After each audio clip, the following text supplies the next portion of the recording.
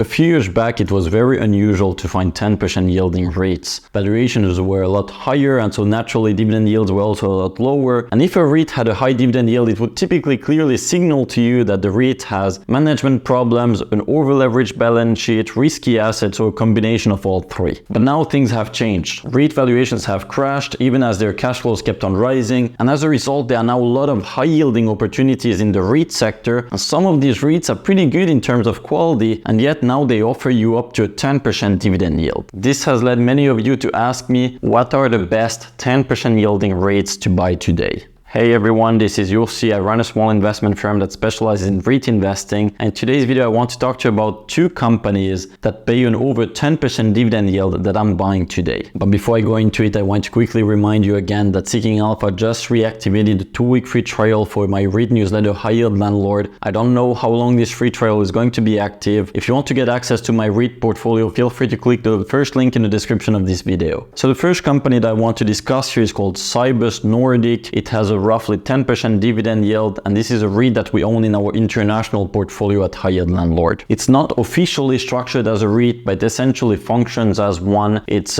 specializing in the Nordic market, so Finland, Sweden, Denmark, and it's mostly targeting grocery anchored strip centers such as those that are rented to K-Market or Coop or Lidl. I really like this niche focus from the company because these properties in the Nordic have historically lacked capital. There's been few buyers really chasing these assets, and it has allowed Cybus Nordic to structure very lucrative deals with landlord-friendly lease terms, attractive cap rates, and even CPI adjustments in many of its leases. As a result of these CPI adjustments, the company has guided to grow its rents by about 8% in 2023, which is far more than what comparable REITs in the US are getting. This really shows you two things. For one, Cybus has better leases than most of its peers in the US, and again, I think that this is because there's a lack of competition for these assets. And then the second thing is that food is really a great inflation hedge. The biggest tenant of Cybus is Kesko. It has grown its profits by roughly 40% since 2020, and so it takes time for this higher profitability to come down to the rental income of Cybus, but it's gonna happen progressively over the coming years. Another thing that I like about these properties is that they are recession resistant. People still visit the grocery store during recessions or pandemics or any other black swan events. So generally speaking, this is a safe business with growing cash flows.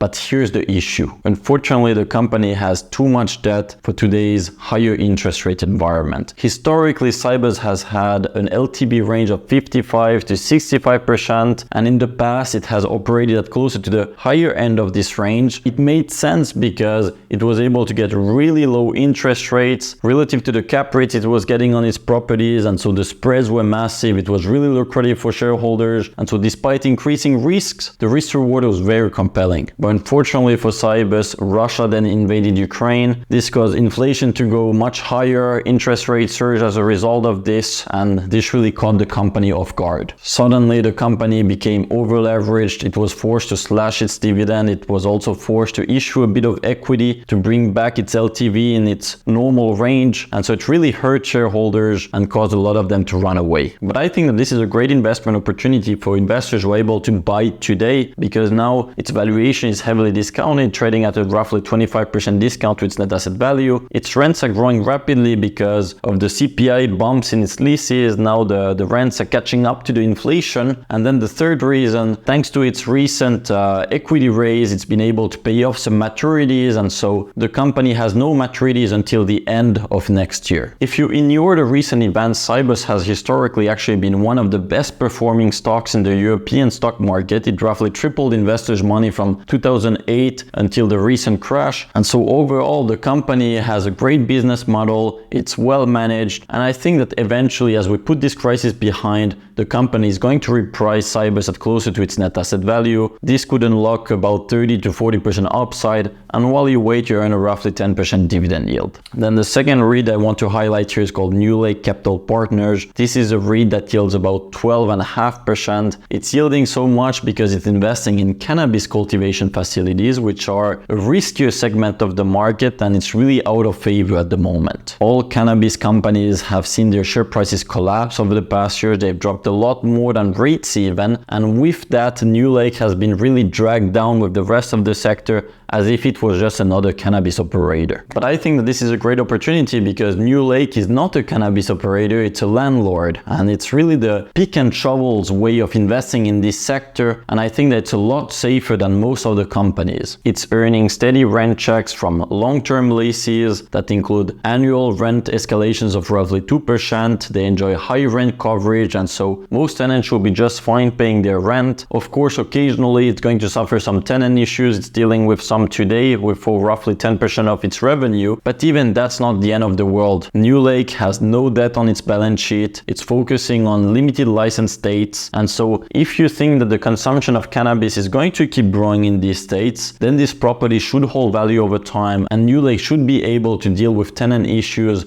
and release the properties to other tenants if needed. The company has kept on steadily growing its dividend. It's today buying back shares because the management thinks that the stock is heavily discounted. We estimate that it's priced at a roughly 30% discount to its net asset value, and so I think that again this is a good investment opportunity. The REIT has seen share price collapse as if it was facing an existential crisis, but I just don't see it here, and so the 12.5% dividend yield appears to be safe and sustainable. The management even has enough liquidity to do buybacks, as I mentioned earlier, and so this is another high yielding REIT that I'm buying at the moment. Now, if you want to access all the other high yielding REITs that I include in my portfolio, feel free to join my REIT newsletter for a 2-week free trial. I'll put a link somewhere in the description of this video, and otherwise, again, if you could like this video, that will help me a lot. Thank you very much, and see you at my next one. Bye bye.